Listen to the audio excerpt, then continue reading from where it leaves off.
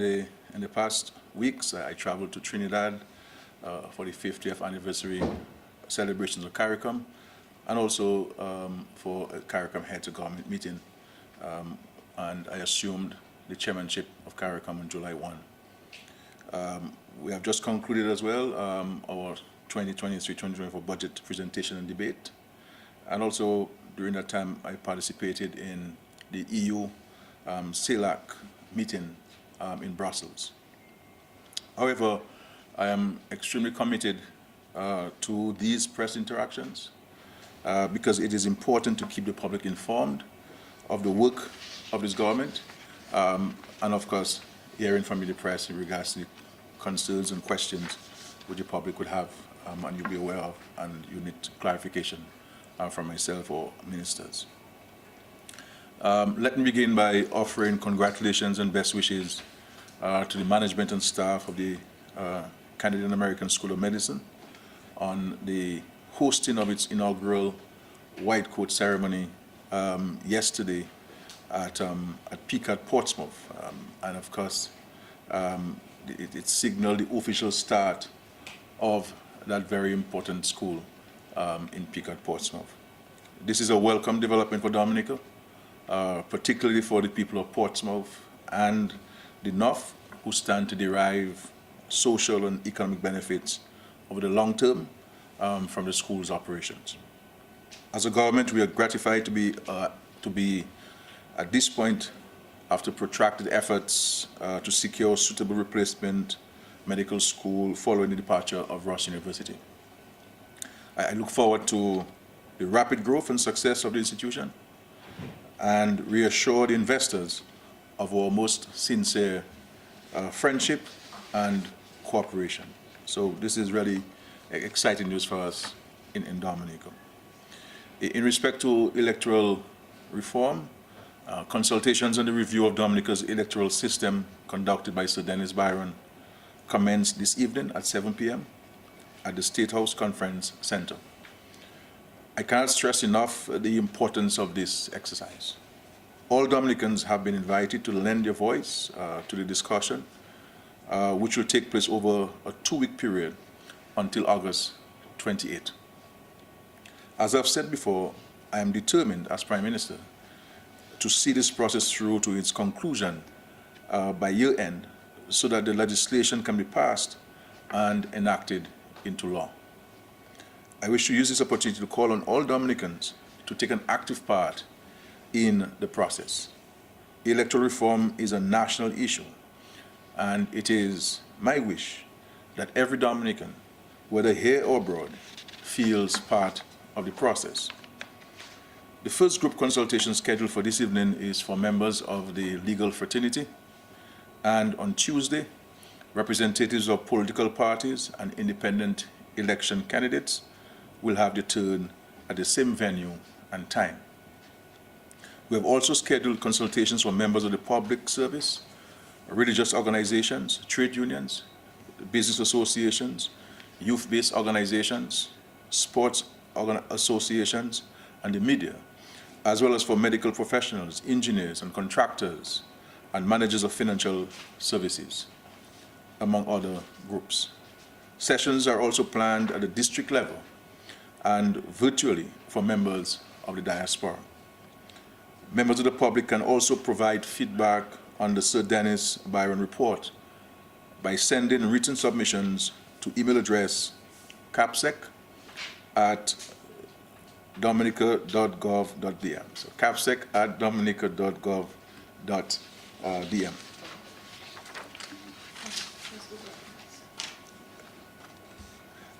The Organization of American States, the Commonwealth Secretariat, CARICOM, and the OECS have all taken up my written invitation to send representatives to attend and observe the consultations. And they have arrived over the weekend. So they're all here in Dominica and will be part of the consultation starting this evening. A full schedule of the consultations will be made available to the public later today so that you're kept fully informed. The consultation will also be broadcast live via the GIS and also DBS. You Q95 has also confirmed airtime. They will confirm airtime, and on Kyrie FM as well.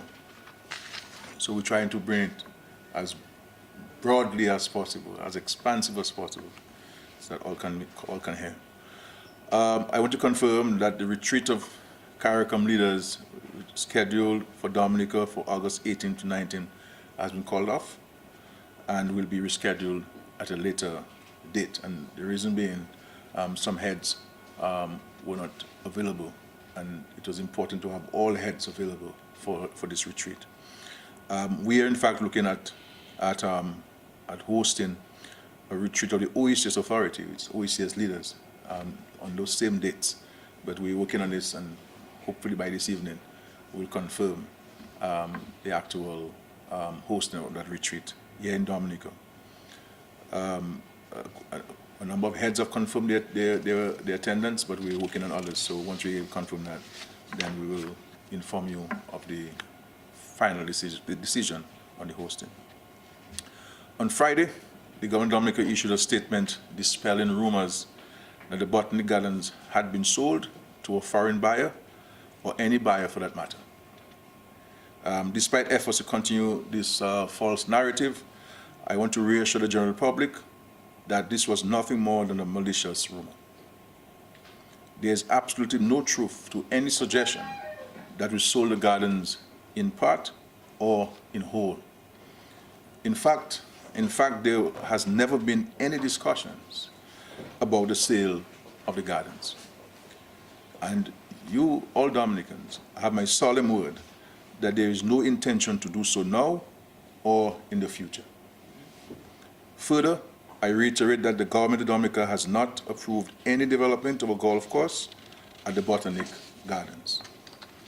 However, we have and continue to consider ways of improving the aesthetics of the Botanic Gardens, enhancing its natural beauty, and ensuring the general safety of all who access the grounds for play and recreation.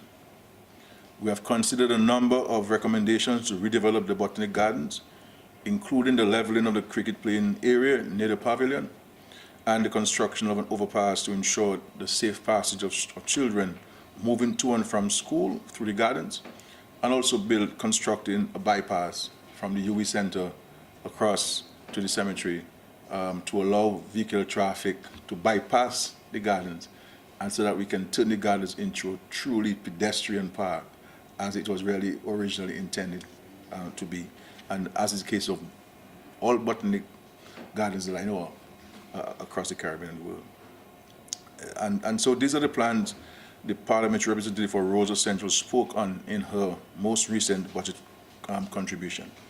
And I agree we have a responsibility to enhance this green space for the enjoyment of our own people and the tourists who flock to the area on a regular basis. Please be assured, however, that like many of you, we attach immense value to the historical and environmental significance of the gardens to the people of Dominica. This is a treasured space, a part of our patrimony that will be protected for generations to come. I can only hope that our efforts to enhance the Botanic Gardens, and indeed the city of Roseau, will be met with will not be met with divisive rhetoric and counterproductive attempts to stifle development in the name of petty, partisan, and I dare say dishonest politics. And we have to also appreciate, those of us who know Roseau and know the gardens very well, that there are two parts to the lands there.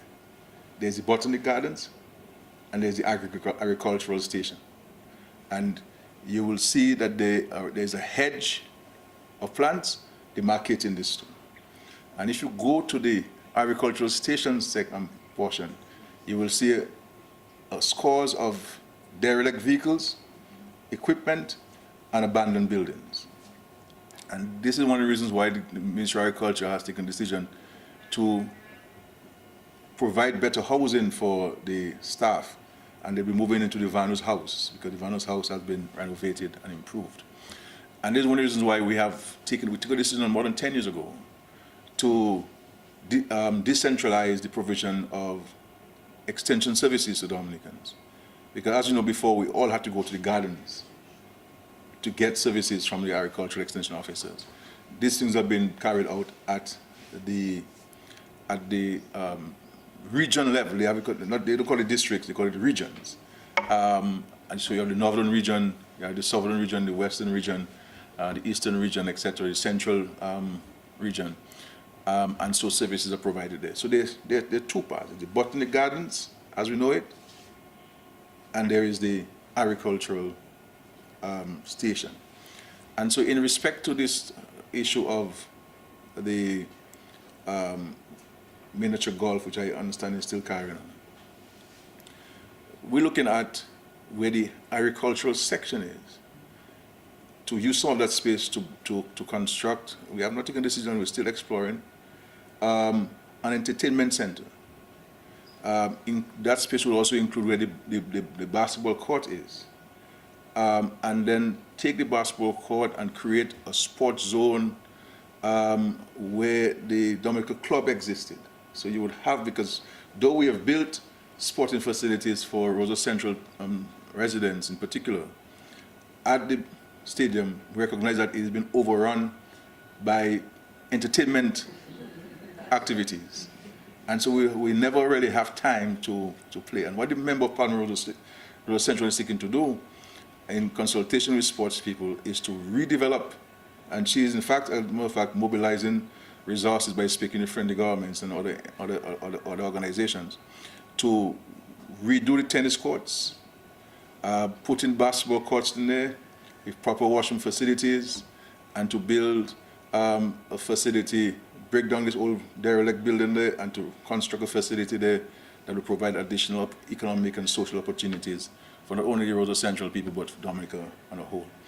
The reality is in Dominica, we need places where people can go and recreate in a safe place. And the issue of the miniature golf, you know, I went to, and where I got the inspiration, myself and Member of Parliament got the inspiration, is that we visited, along with the two small children, the mall in New Jersey. And within this mall, there are a number of entertainment, recreational activities. One of them included a glowing golf, miniature golf in the building. So you buy a ball, everybody gets a ball and a stick and a club, and you go in there and it is lit, it is lit, the balls glow in the dark, right? And you play as a family. I found it so refreshing and so entertaining. And then issue of a bowling alley where families can go. So a skating ring where children can go and skate in safe places. A built-for-purpose theater, movie theater for Dominicans to go. And we've been toying, where in Dominica can you get this land to do?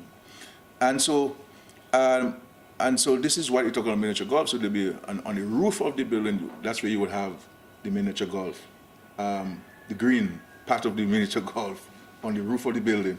And you know, so we have conceptual drawings that we have not given any firm consideration to, because you have to consult. You know, and within Dominica, everybody has a view, everybody has an opinion, and so forth. But we really have to create. I mean, we saw what has happened with the construction of the playground at the People's Park.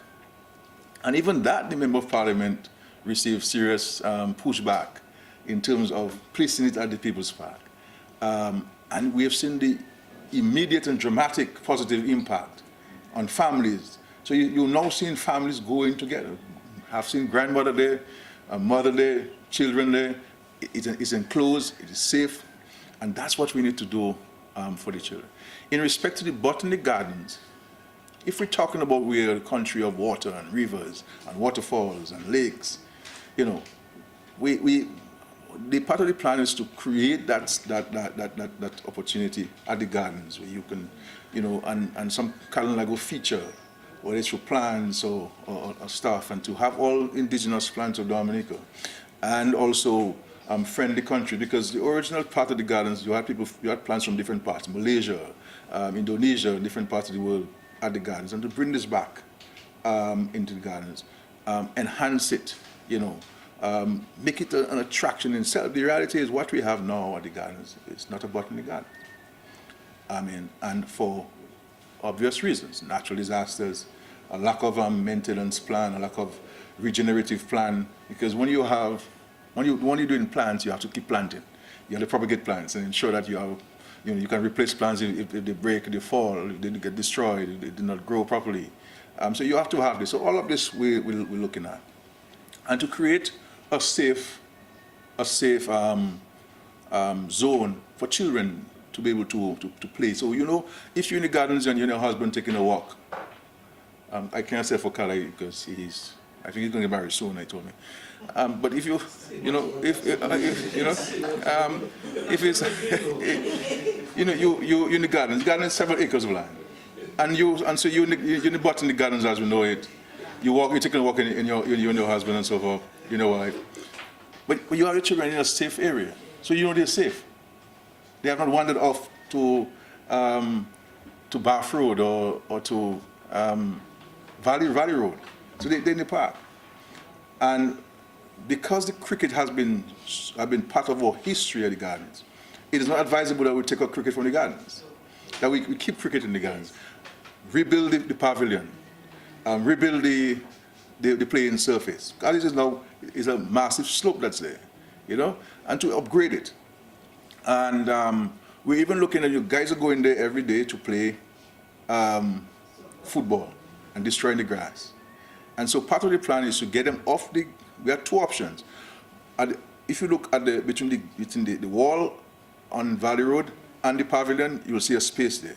The plan was to either put an artificial surface, small goal section for them with lights, so they can use that.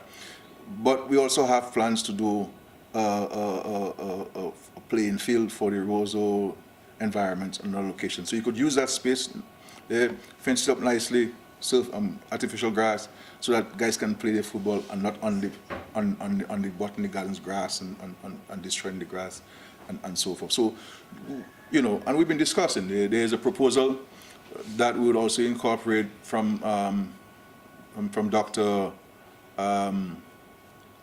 Bully. He had made a proposal. I don't know if I intend to meet his wife very soon to look at it, to incorporate his suggestion into this. So there's a number of consultations with Mr. Sorrento has been very, very, very helpful in doing some background work on some recommendations. So we've been discussing a wide cross section. This has been going for years. Good for years. The original plan for the agricultural section, which I had spoken about publicly, I believe in 2019, I made publicly about why don't we transform the agricultural lands there, the agricultural station land, into a 9-hole golf course. That's where it is. I'd said so publicly. And we even had conceptual drawings on this thing. So you get water from the Rosa River. You would have restaurants and shops and all people can sell their craft. Because the reality is we have to create additional attractions in Dominica for our tourists and even ourselves, the Dominicans. And how do we get our children off from the Nintendos and all these games and I know it's a Nintendo. I'm an old fellow, man. PSPs, and my son has all these things, and all of this internet and movie stuff. How do we get them out and so on? And so this is the things that we're seeking to do, but the issue of the sale of the gardens, this would never happen. And as a student of history, as a practicing environmentalist myself, who understands and appreciates beauty and plants, and you need to plant and you need to grow and you need to enhance what the Lord has given to us. There's no way I would support the sale of the gardens to anybody. This is an important space, almost a sacred space, if you were to ask me, for our country. So this would never happen. So, in respect to our students at Grambling University, as I said, I gave them the assurance that this matter will be dealt with. We'll be making payments to Grambling. There's some comments I could make about Grambling, but not publicly. But I want to assure the students that their continuation and the completion of their degree program is assured, and so the anxieties can be managed. Extension of the airport, that's the Douglas Charles Airport. By way of update, I want to inform the country that extension works on the runway at the Douglas Charles Airport have commenced. Without getting too technical, the runway will extend westwards to give aircraft an overall available takeoff run of 1,936 meters from runway 09, that is from the mountain end, and up from the current 1,756 meters. The extension will have the added benefit of increasing the declared landing distance available on runway 27, that is from the sea end, by 67 meters to a length of 1,808 meters. The runway will also be grooved to increase safety when wet, thereby increasing pilot confidence on landing. I assure the public that these improvements are in keeping with the standards of International Civil Aviation Organization, ICAO, and meet the approval of the Eastern Caribbean Civil Aviation Authority. As we have said, the upgrades are critical to secure increased direct flights from the United States of America and other tourism source markets, and for the realization of Dominica's visitor arrival goal of 500,000 stayover visitors by 2030. The works are expected to be completed within 3 months of the start date. On the construction of the international airport, works are progressing very well and on schedule. I want to also say that there are currently 207 Dominicans employed on the international airport project, and as the project implementation intensifies, more Dominicans will be engaged. We can certainly engage in excess of 1,000 Dominicans if we can get that number employed on the airport in doing various things. The engagement of local trucks, not only, and heavy equipment. As well as this morning, I had a meeting with both MMC and the contractor, and in the next few days, they'll be making proposals to heavy equipment operators who they've been engaging on the rates for the engagement, and we will see those persons engaged very soon in terms of heavy equipment operators. So this is a simplified update on the international airport. There are many parts to it. There are many things happening at the same time at the airport, but certainly we thank God for where we are now. Also, I want to extend an invitation to you, the members of the press, to the groundbreaking ceremony of the $6,239,896 Chatwell Farm Access Road. That's a road that connects Bellevue-Chopin to Pichelin. And so one can appreciate how much money we're spending on a farm road, over $6 million. And we look forward to this. The ceremony will take place on Wednesday morning at Bellevue-Chopin. As I said, it's an important link road. There are many farm landowners there, and so I'm hoping that they can enhance their production. It will serve as a bypass in the event of any challenges we have on the main road. And of course, when we're constructing the Loubaix to Bacatel Road, then we will also be able to use that road as a bypass, because there will be critical sections between Bellevue-Chopin and Pichelin where we'll need to construct, and it will enhance the efficiency of the implementation of the project if there were no road users in that section of the road, because of the several retaining walls and water causeways that they have to construct. And so we look forward to you being present at the groundbreaking ceremony. Contract has been signed, so it is not, Contractors have been mobilized, but we're having the groundbreaking and the blessing of the site on Wednesday. I will end here and to allow for your questions to me. Thank you.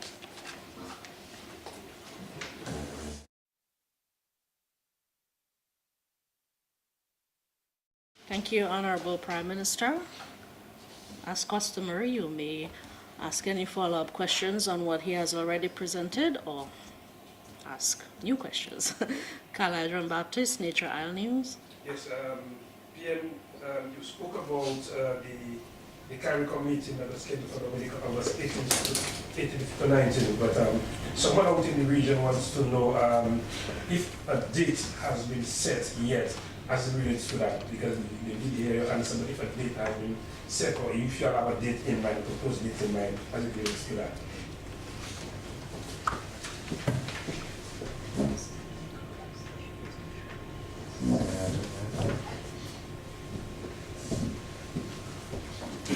There are no set dates yet. We are still in consultation, for a new date. So once we can agree on a date, with so many competing events and competing schedules and so on, then we will be able to have it. But this is an absolutely important action which CARICOM needs to take.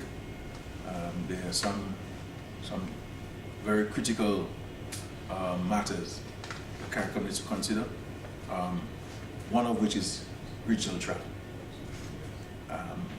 The other has to do with trade and the removal of barriers, trade among CARICOM countries. The issue of food security. Where are we in respect to reducing our food import bill by 25% by 2025, which has been 2 years' time? Where are we on this? What additional actions we need to take to achieve this? The issue of climate change is a major issue confronting us, and I don't think Caribbean people, we as Caribbean people, understand and appreciate the existential threat which climate change poses to us.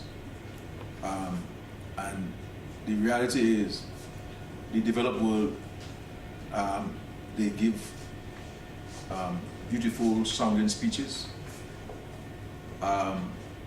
They express empathy to us, but the things that they need to honor, they have been failing to honor them.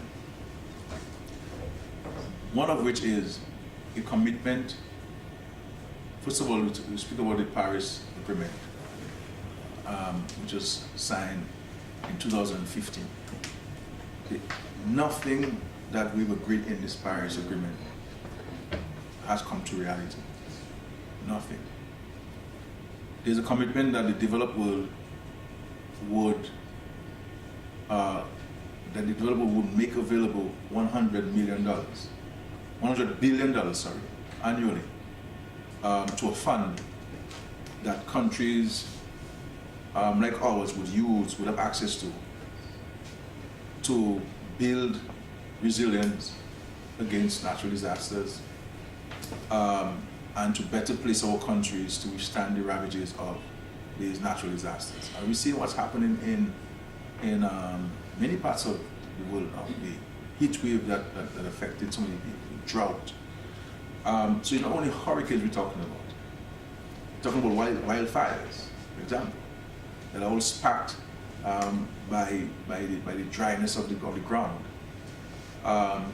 And so we are calling on the international community to fulfill its commitment to us. And so I was in Barbados last week, where we held a meeting with the incoming president of COP28, the Conference of the Parties, that will be held in Dubai in December. And one of the matters which we placed at the feet of the incoming president of COP28, Sultan Al Jaber of the UAE, is to get the developed world to fulfill their obligation of making $100 billion a bill. Because every time we go to a COP meeting, a conference, a summit, there's always a new proposal on the table and not a reflection of fulfilling the commitment. And when they made this commitment of $100 billion, it was always the understanding of all parties that it would be in grants. Now they're talking about private sector financing, you're talking about loans and all kinds of things. But it's always about grants. And as we've said to the international community, and I said so in Barbados last week,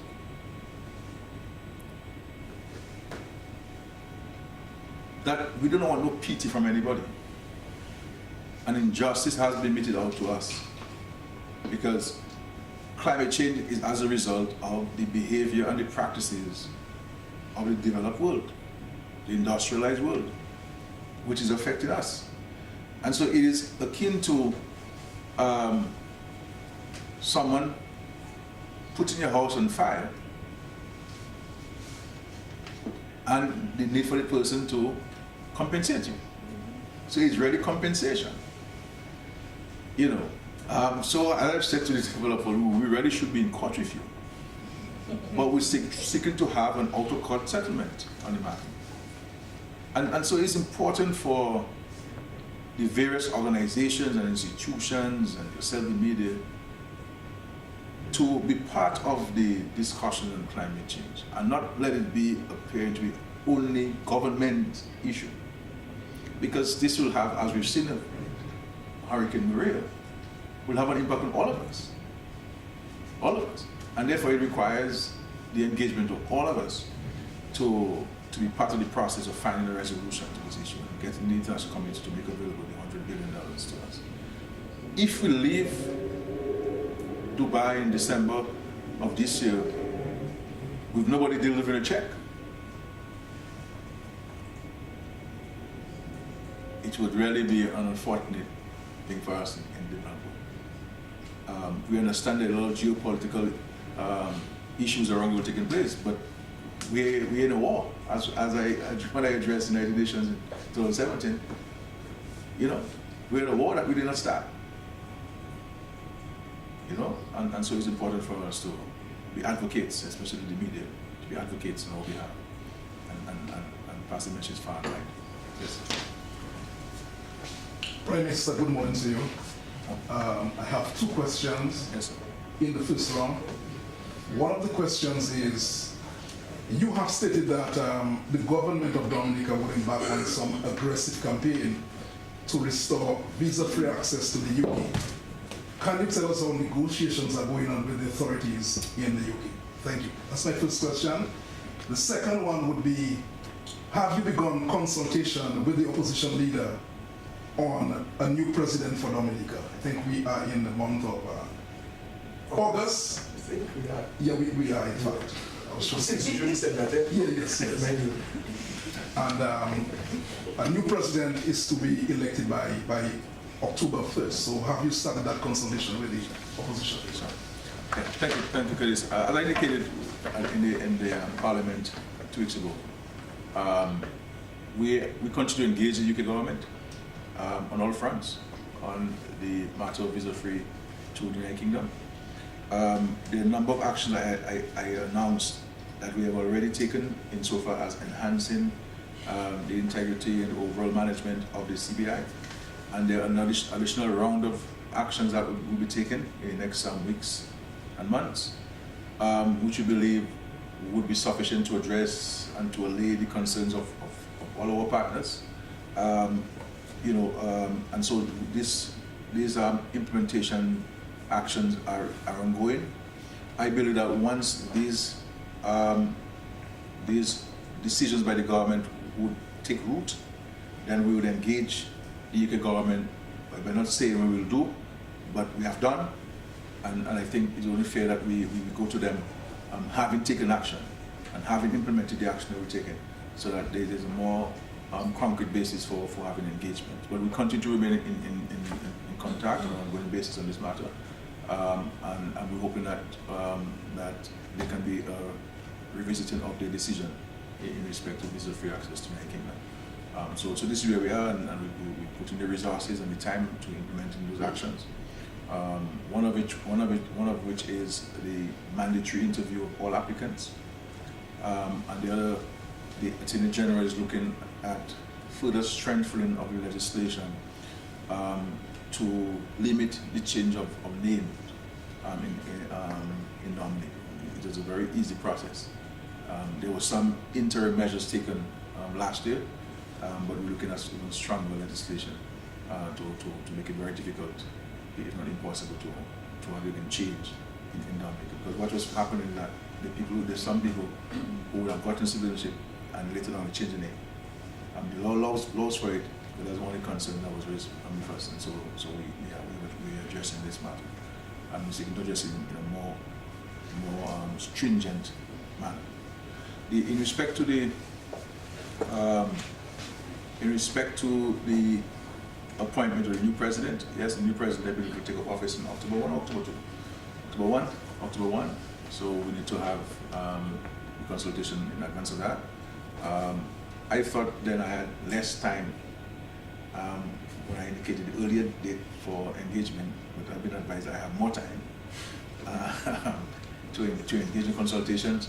So I believe the next few weeks I will be engaging the leader of the position as required by the Constitution on the government's nominee or my nominee as Prime Minister for the office of President.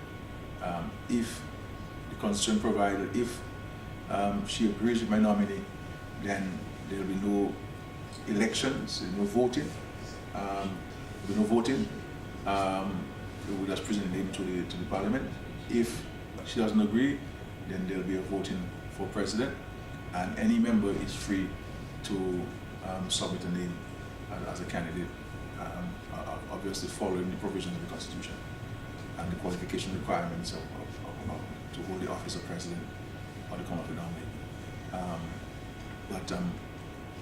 As far as issue of whether I am prepared to engage in consultation, all of the docs have been checked, and I'm ready to submit a name and consult the leader of opposition on the nominee for president. I know some time ago it was intimated that I was going to be the president, and it was just suggested I was going to resign at the end of June because consultation would have taken place in July. I just checked my date today, August 14, and I have not resigned. That can happen tomorrow morning. Well, but that's to say that there's no such thing of me giving myself. And I don't think that would be. I don't think you can take a minister or member of parliament and treat him as president next day or something. But I don't think you should take a prime minister to president straight from the office of the prime minister and walk across the streets. I don't think that would happen. I don't think it would be proper. I don't think it would be proper. Yeah. No, hold on. Go ahead, please. Mr. Prime Minister, given your approach to transparency, you always talk about you being transparent. Is there a problem is there a secret in talking to the name of the president? Well, I know this. I think the Constitution makes provision for me to consult with the leader of the opposition. And I don't think it is appropriate or proper for me to share that name in the public domain before having consulted the leader of the opposition. You understand? So I wish to extend that respect and courtesy to the office of the president, of the leader of the opposition, before I can say to the public that this is the government's nominee. Once I would have consulted with the leader of the opposition, whether she agrees or she doesn't agree, then I will inform the country of the government's nominee for president of the company. So I would like to stick to that, to the sanctity of the provisions of the Constitution in respect to that. It also speaks in the very regard that whoever must be resident in Dominica for 3 months. So So just, Thank you for the legal advice. Thank you for Must be the- resident in Dominica Yeah. for 3 months. Yes, thank you for reminding me of the. But just reminding you that. Remind me for Yes. to this. But I'm starting to write it. Yeah, it's all of these matters. I'm taking here. You all can speculate because we're free to But you said speculate you'll keep to December, I said so. on who it is, or maybe, but in due time the whole country will know. I think very soon. Prime Minister, let's rewind the tape a bit there and go back to the gardens and the issue of the Yes, sir. gardens. I want to take my time on this one there. Yeah, please. On Friday, just passed, the government of Dominica, through this press release, Yeah. I read, the government of Dominica advises the general public that the Botanic Gardens has never been sold to any private, have not been sold, sorry, Leon, have not been sold to any private or foreign entity, nor has the government entered into any agreement to develop a golf course or any project at the Botanic Gardens. Any project at the Botanic Gardens. That's just Right. The public is further informed that the proposed plans for the development of the Botanic Gardens being shared via social media were generated 4 years ago, were not considered or approved by the government of Dominica. No. On Saturday night, sir, you on the radio saying something completely different. Is there confusion? No. Is there conflict? What's going on? No, if you say that I said something completely different, you must say what I said on Saturday. Yeah. I did not say anything contradictory to what was said by the press release on Friday. I can say to the country without any fear of contradiction that we have no agreement whatsoever with any entity on the redevelopment of the Botanic Gardens, or any kind of project whatsoever. As the country has known, I have expressed myself about the gardens for many years, and it continues to preoccupy my time. Cabinet minister will tell you, almost every cabinet I raised the issue of Botanic Gardens. I raised the issue of beautification. I raised the issue of cleanliness in the country. I raised the issue of the environment in the country. I raised the issue of planting trees and flowers and keeping our country clean and beautiful, because that's a major preoccupation of myself. But I can say there are no projects. There have been proposals. There have been iterations of what the garden should look like, what the section of the agricultural station should look like. But there have been no agreements signed or approved, no agreements, no contracts, no project proposal approved by the government or myself acting as Prime Minister. None whatsoever. There have been no discussions whatsoever about the sale of the gardens, far more for it being the sale of the gardens. I can tell you, the practice in the UWP before we came into government in 2000 was that the Minister for Lands would have sold lands in Dominica, government lands in Dominica, without coming to the cabinet. We stopped that in 2000. So any lands that the government is acquiring or selling must come to the cabinet, must be approved by the cabinet, and must go to the president for the president's final approval, because all state lands are vested in the president of Dominica as per the provisions of the Constitution. And so that's the process we have to follow. So the facts are, which I stated in the press release and which I stated in my radio intervention. Because the top matter, as you know better than me, is that we sold the gardens. That's what people started with. We sold the gardens. This is not true. I said so in the press release, I said so on Saturday, and I'm saying so this morning. And secondly, that we are going to build a golf course in the gardens. There's no design for the golf course in the garden. As I said, there were conceptual drawings for the agricultural station section. We moved away from that. And there's a discussion about looking for a place for an entertainment center. And this is what the part of Rosa intimated in her contribution to the budget debate. The miniature golf that I spoke about, the glowing golf. And you can go online and we have developed some concepts. You can go online and look at what the glowing golf is. And on top of the building, there's also a green miniature golf so we can go and hit a ball, as you see on cruise ships and so forth and so forth. And in that building would contain, among other things, a bowling alley, a built-for-purpose cinema or theater, a recording studio, state-of-the-art recording studio, a floor for performing arts and for young children to go and dance ballet and to learn ballet and other cultural folk dances, a skating ring, appropriate restaurants and so forth.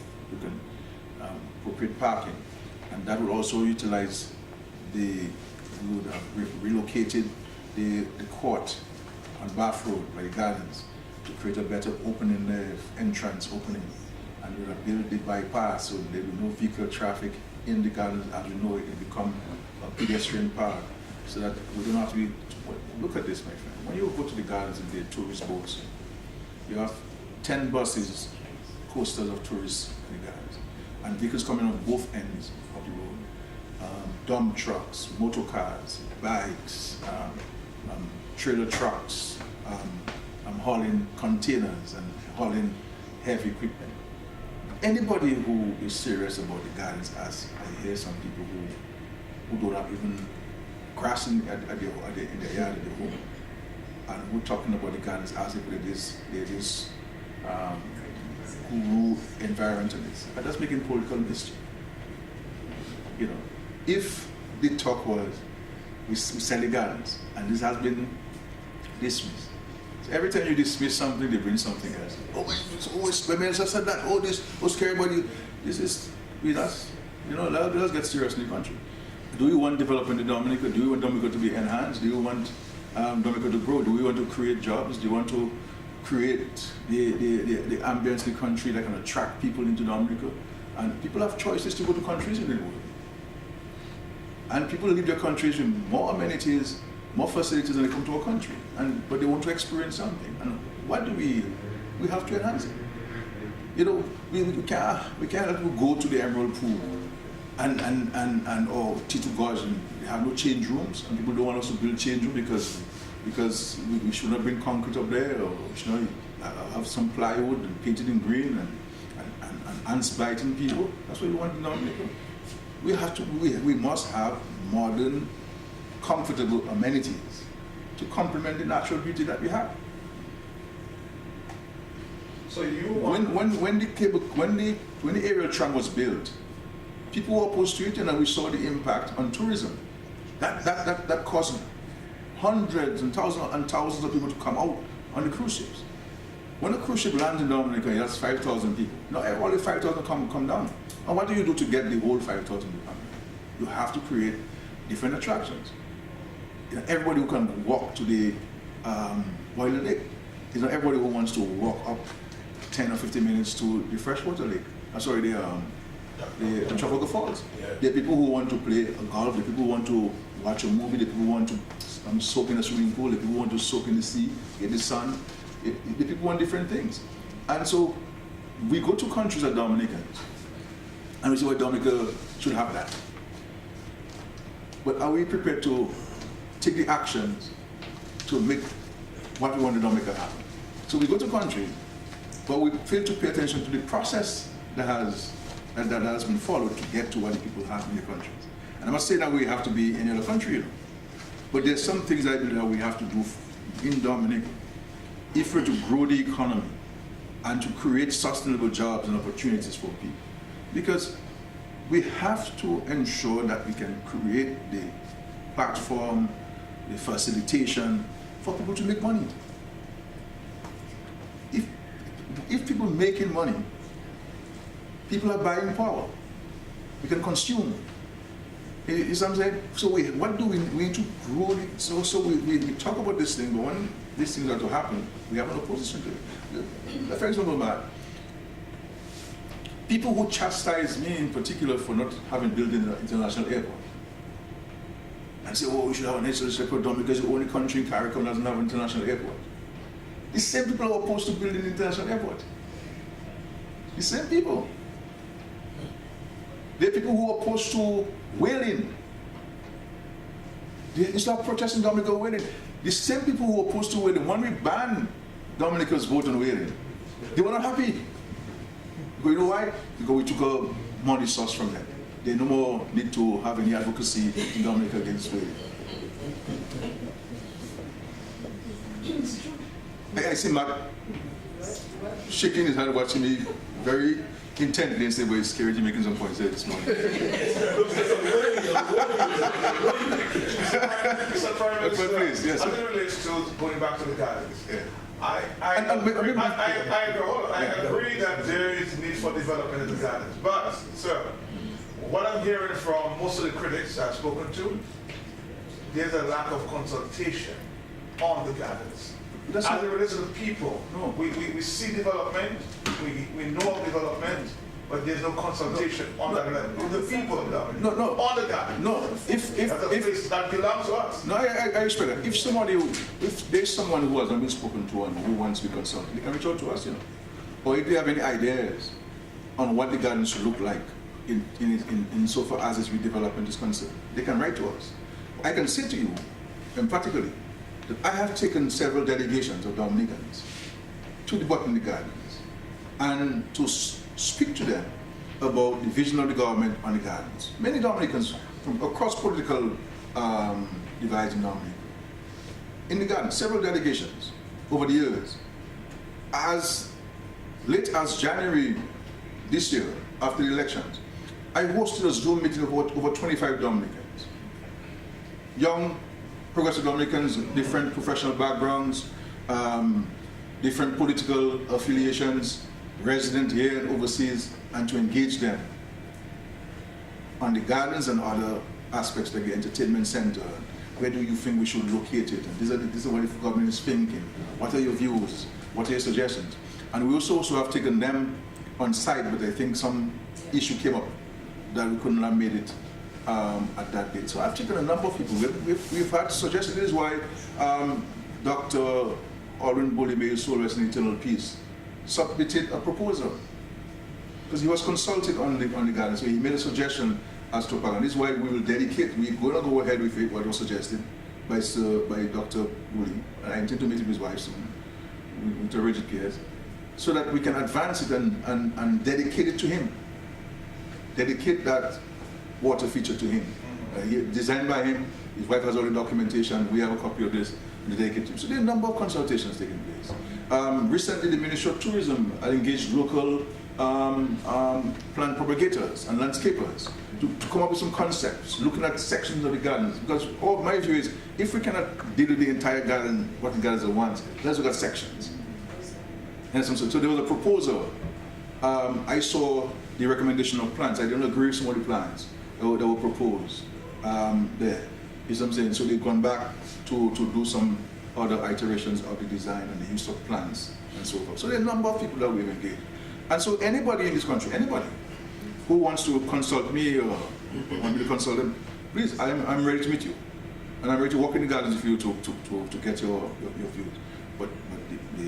But this is not what I'm hearing in the public from those who are seeking to protest and all these things. It's unfortunate. That's what I'm hearing. Because if you said I'm going to sell the garden, I have sold the gardens, and I told you no, then okay, sorry, thank you very much for the information. But on the development of the gardens, can I have a conversation with you? That's not what's being said. You understand? That's not what's being said. And this is where lies the dishonesty of those who are engaging in the discussion and so on. The garden is not mine. I have an appreciation for the environment. And I'm not somebody who talks about those things in a loose way. People know me about plants and beautification. You come to my constituency from one end from Blenheim to Penfield. We have plants, and I take this very seriously. And if I go to my constituency and I'm not seeing the plant, I raise issues with people. So I am very keen on the issue of the gardens, but beyond that, I think that the country must engage itself on other things to create jobs and excitement, and we can go with the family and to relax and be entertained, and and this is the vision of the government, and I think we need to pursue it with as much vigor as possible going forward. Yes, Khaled. I have a few questions. I speak on behalf of the people. I asked the PM about the third generation Dominicans on a passport. That's some time ago, but I'm not sure where we are now. There are so many athletes out there who want to represent DA, but cannot get a passport, football, etc. So that is one. The next one is asking, I hope you can ask the PM about the grotto. People at the grotto, a lot has been said, monies, people are working and not getting paid over and over. People are crying about that. And the final one for now, just for now, is that there's an episode going on. I think we are into part 5 of Mr. Matthew Walter, part 5 episode going on, and a lot is being said by Mr. Matthew Walter. Do you care to comment on the comments that Mr. Matthew Walter has been speaking about in relation to you? Yeah, please, thank you. Yeah. With regards to third generation Dominicans, the Constitution does not allow for it. There will have to be an amendment to the Constitution. We have sought to facilitate Dominican people of Dominican heritage who were considered to be part of the national teams, especially football. So we facilitated a couple of people. But it's a discussion that we are having in view of the progressive efforts at enhancing sports in Dominica. The whole sports policy and national sports policy, etc. So this is on the agenda for discussion, but this will require and the implications for this. So I think we need to find a way of how can we facilitate those Dominicans who want to be on a national, who have been identified to be on a national team, and what kind of facilities we can give as we've done in the past. But this requires a legislative amendment to allow it to happen. We brought to home, we provide Go to Home for subvention. We've also been assisted many times with the payment of the difference in staff salaries. I know the Ministry of Social Services have been in touch with them, in discussions with them. They've requested of them certain particulars so that a determination can be made as to the government's further financing of the grotto. All I will say on this is that for a final decision to be made, the outstanding information will need to be provided so the ministry can examine and the Ministry of Finance can examine the cost, the true cost of running the grotto, and so that we can meet the difference from our subvention. But certainly it's an organization that we take very seriously, and we're prepared to support even further. But there's some information that we need from them to make determination. The issue of Minister Walter, I'm not in the business of, as you know, I've been the leader of the Labour Party for 19 years. I've never been in the business of responding publicly to any former colleague or current colleague who may want to say something or two about me. So I will not comment on this. Neither have I read them myself. I've been only reported to me by some people. But in life you expect those things. But the truth is the truth. So I will not say anything. But just to say that as Prime Minister of the country, I would know a lot about many people. But I choose not to engage myself in that kind of hate and animosity towards people. So I breathe peace on people, I breathe love on people, and vindication is that of a man for me. My salvation comes from the Lord. So I'm only answerable to the Lord eventually. And I'm satisfied that when the Lord calls me that he will say, well done, good and faithful servant, go for the pearly gates. Insofar as my commitment to the country and my commitment to the party, which I have the honor to lead, nobody can question that. You've been diplomatic. Nobody can question that. Nobody can question that. But these attacks are scathing. That's okay. That's okay. There's nothing that as Prime Minister I'm not used to. And I take my comfort from the struggles of Jesus Christ himself. And therefore, if it is said, it is written, that he was a perfect being, then who am I, a mortal creature, not to be subjected to the snares and attack of human beings? But my fate is not in the hands of any human being. My fate is in the Lord. And he fights all my battles for me. I have no battles to fight. None.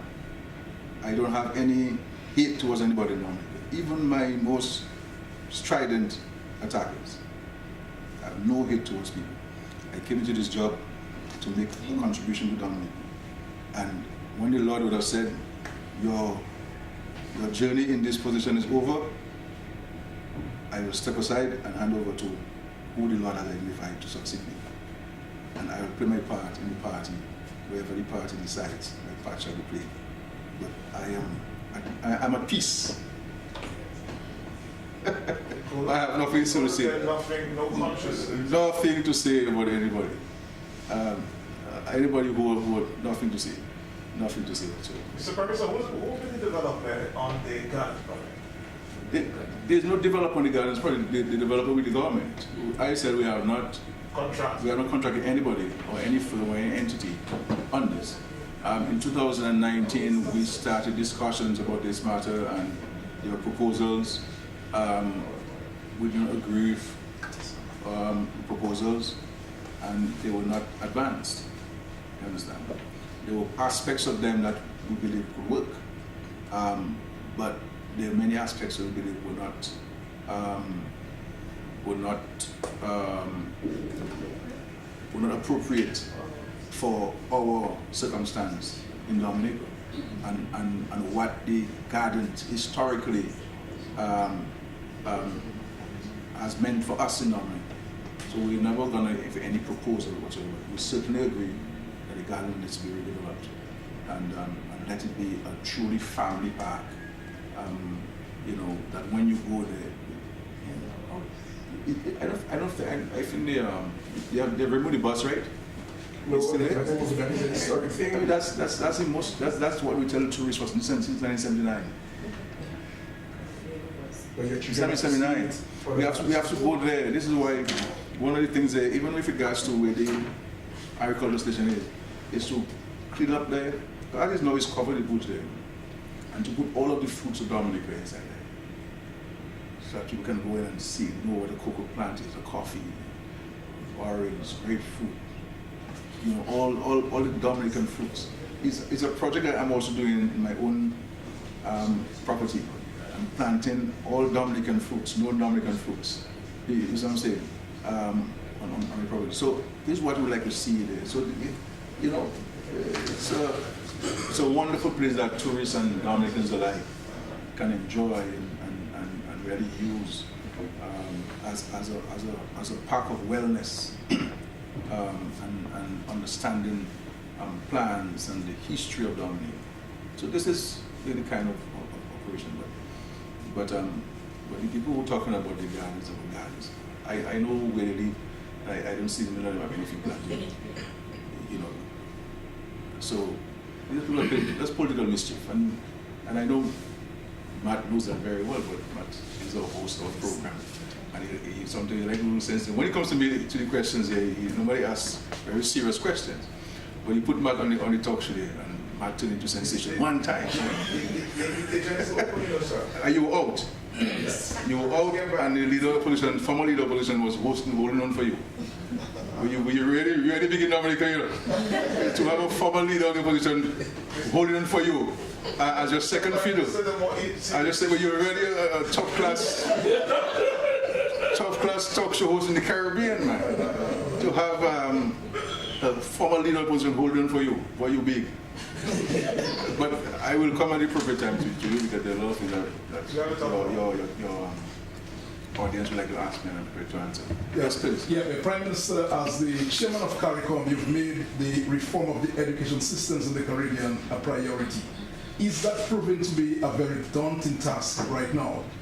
I know it's just about a month and a half you've been into the position. Second question, Caribbean leaders have decided that by next year, early next year, free movement of the Caribbean will be implemented. What are some of the things that would be expected to be done in Dominica, for example, to facilitate free movement of people around the Caribbean? And will the Haitians be asked to move freely around the Caribbean when that is implemented in the region? Thank you, sir. Yeah, in regards to education and education reform in the Caribbean, again, that was discussed in Trinidad briefly.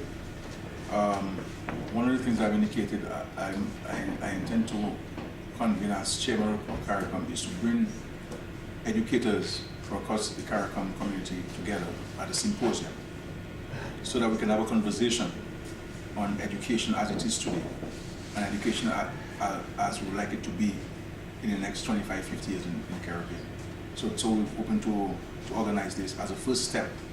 And coming out of this is to identify a task force that would lead the process from a technical standpoint of identifying the elements of the education system that we need to make changes to, and the new education plan that should be proposed to the Caribbean community for consideration.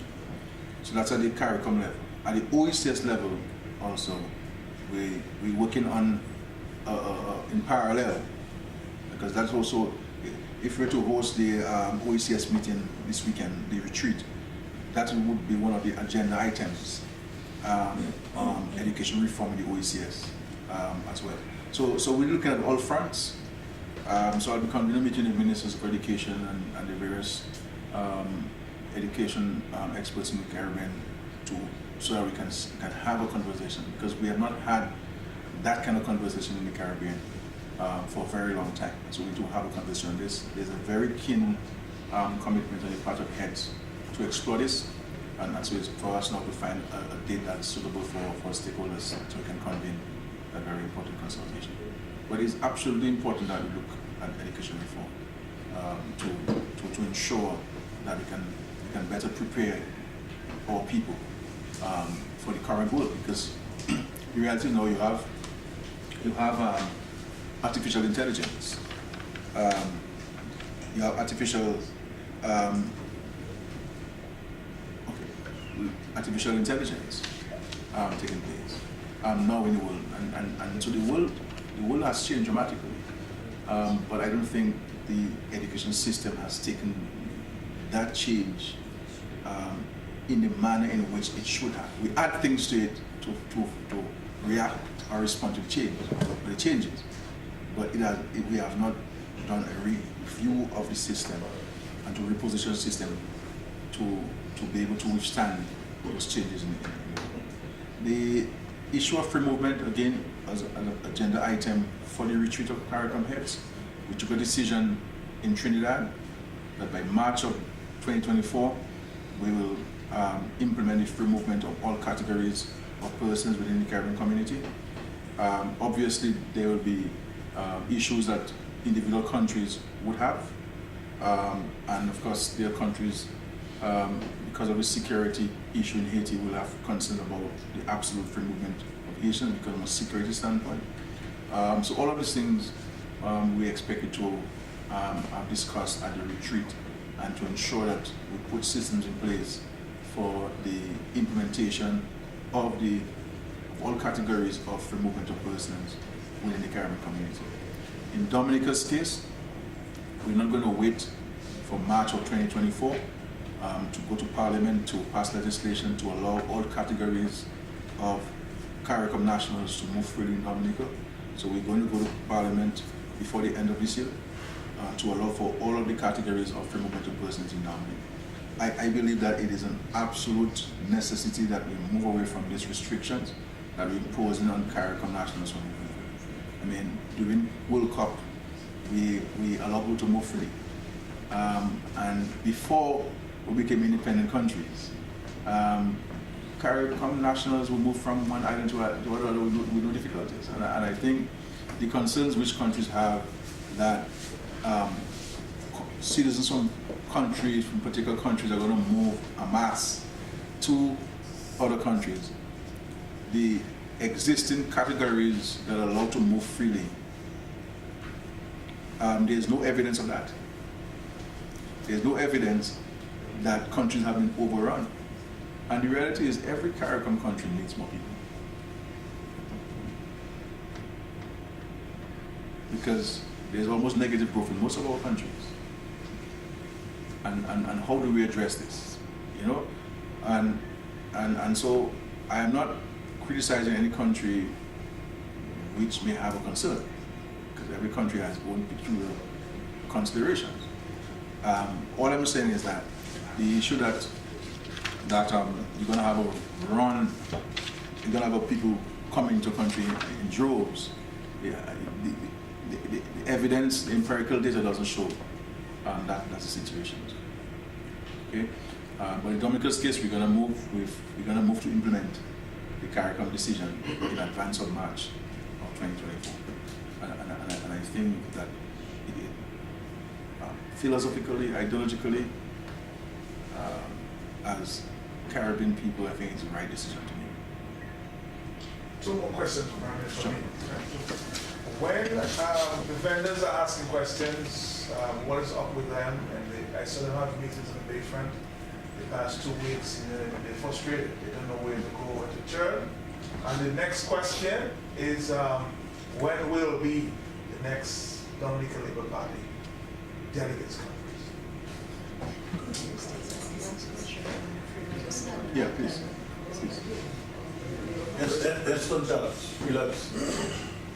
Mr. Prime Minister, I want to take the opportunity to commend you for the bold move that you made with awarding Mr. Carve Moj and Annika Fernandez as a sport broadcaster for many years. I see this as a big move, especially in light of what is happening with our neighboring islands in the region, how they would ensure that their sports athletes get that kind of recognition. You see how Jamaica has done it, Hussein and the rest of the athletes in the region. And that, I believe, will reap great reward for us in Dominica.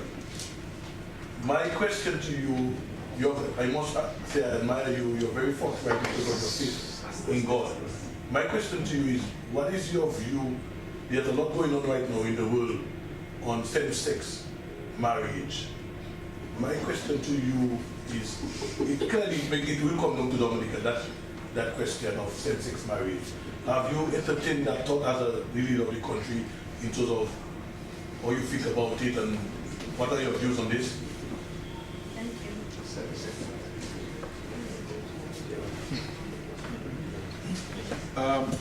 On the vendors, I know that the Ministry of Tourism, along with diaspora, have been in touch with them and continue to be in touch with them and sharing information. I recognize that there's some anxiety in the part of the vendors.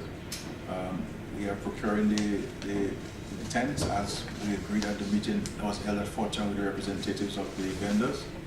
I know they've asked to see me, representing people of the vendors, so I'm hoping that they can arrange sometime this week to see them. But let them rest assured that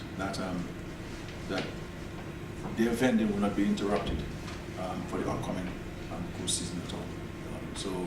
But I'm sure the ministry will continue to engage them on this matter. Yeah. Right? In the off-season, we are allocated some spaces, and suppose the city council have been mandated to work with the vendors for the space allocation. Some have accepted their space allocation, some are not in agreement with some of the allocation, but they have to finalize the agreement. As normally we will pay the off-season. Okay. All right, thank you. In respect to the Dominica Party's conference, Dominica Party will host a conference on the direction of the National Council as provided for in the Constitution. And when that is done, then those who are members of the lower party will be so advised, and those who will be delegates will attend. But this is the most transparent and democratic political organization in the history of Dominica, and the most successful. The most successful. So let's pay attention to that. The issue of same-sex marriage, this is not a matter that the government has been discussing or has discussed. And I'm not aware that it's on the government's agenda. So that's all I will say on this matter. Thank you. Please. Yeah, I have one or two more questions, Mr. Prime Minister. Could be 5 or 6. Yeah, you mentioned sports in your deliberation a while ago. Yeah, go ahead. Yeah, can you tell us whether in fact the government has placed a bid for the staging of a match in Dominica in the T20 World Cup next year? So that will be one, and the other one has to do with, I've asked before, the stevedores and longshoremen at the Dominica Air and Seaport Authority.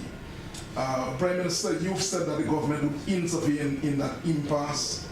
The salaries were cut by about some 33% 21 years ago. That's the stevedores and longshoremen at the Dominica Air and Seaport Authority. Where is the government on this? Because you've said that you all would intervene, the government would intervene to bring an impasse to an end. On the issue of the bid for the World Cup, we have certainly done that. We continue to discuss with the West Indies Cricket on this. This is why we're working so we're seeking to push the lights and to ensure the lights are appropriate lights that could allow for hosting. So the Ministry of Sports can give you more details, and the Ministry of Tourism can give you more details on our engagement with the West Indies Cricket in respect to World Cup 2024. In respect to stevedores, I actually met with stevedores this morning. I met with the union reps this morning, and we had some very respectful and cordial discussions. And we will meet soon, because I posed 2 questions to them that they're to take back to their membership for consultation, and they will signal to me when they're ready to meet with me as a second round of discussions. As we've agreed, these are not negotiations I'm having with them, because the tribunal is on, and neither am I going to litigate the dispute or the points of the dispute between DASPA and the stevedore. I am intervening and using my good offices as Prime Minister, because they are citizens of Dominica who have a grievance with a state agency, and I represent the state agency, likewise I represent the citizens of Dominica. So my engagement has to be very carefully done, because I don't want to cause injury to either party. And so we're having mutually respectful discussion. They can say that the discussions went very, very well to the decent gentlemen who I met today. And I think the discussion went very well. And they have to get back to me. They do signal to me when they're ready to meet with me for the second discussion, because the 2 questions I posted them are not at liberty to share with the public those 2 questions to them. But I look forward to hearing from them very soon. And at that second meeting, I'll bring in the DASPA and the Minister responsible for ports, and the other government officials will have a part to play in the process of finding some kind of understanding between 2 parties, because it's really between 2 parties, the DASPA and the stevedore. But as I've said to many of them before, the representatives, I caution that we need to find a resolution to this, because so many of the gentlemen who are retirement age, and they have since retired, and this remains a sore point for many of them. As a matter of fact, a lot of the anger was directed at me when I had no real part to play in it. But as Prime Minister, you take ultimate responsibility for anything. But I take none of it personal, and I always sought to offer my assistance in finding a resolution to it. I find them to be very reasonable. and very respectful, and I believe that we can have very constructive discussions and see how we can find a middle ground that all parties will be satisfied with, that we finally put this thing behind our backs and move forward in unity on all fronts. I finally want to extend my condolences to the family of Bram Sanderson, who was involved in a fatal accident in Antigua over the weekend. And my thoughts and prayers are with his family and friends. I want to thank all of you in the media for being here. I really appreciate your presence. Your presence enhances democracy. It also enhances transparency and accountability by the government, where you can ask, you're allowed to ask any question you feel free to ask, and the sincere, honest, and truthful response is given to your questions. And so this is what the engagement really is all about. I thank you. I have to rush to another meeting now, and I look forward to the next 2 weeks where we can meet. But I'm also available anytime, free press secretary, if you have any questions to ask me. Matt, I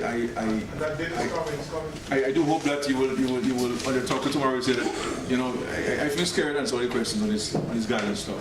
So if you have ideas, you know, please send it to me. I'll say to Skerrit next time. And he told me he's coming too. And I'm coming to the firm. Thank you.